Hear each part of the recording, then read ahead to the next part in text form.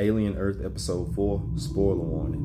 What I think is one of the coolest parts about this episode is that they focus a little bit more on the eyeball octopus monster. So in earlier episodes, we see the Lost Boys, they come across this room where the eyeball monster actually is. But when you first see him, he's coming out of the eye socket of a cat, which I just assume, hey, the cat is infected with some sort of parasite related to the xenomorph, and instead of it forming a chest burster, it just popped out of the eye socket. That's at least what I thought. I mean, maybe that still is the case, but whatever.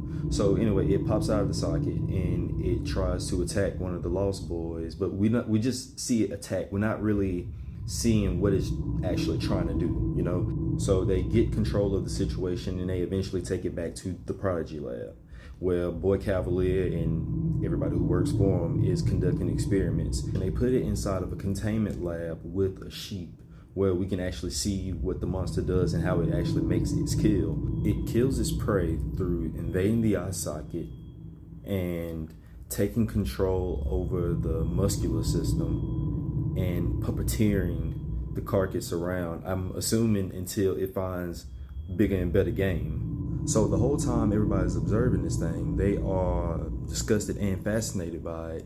But I just don't see why would you want to keep a creature like this around to observe for any longer than what you just seen, what it's capable of. There's nothing you can do with that. It's like the moment it gets the chance, it's going to see you as its next host. So yeah, I just don't see what's the point of keeping it around. But then again, I guess that goes back to what we all know about corporations in the alien universe. Complete disregard for human life. It's all about what the company wants, and unfortunately the company is Boy Cavalier, and he finds it interesting, which I believe will be his downfall. I don't know, definitely interested in seeing like how this plays out like throughout the rest of the season. Yeah, it's pretty wild though.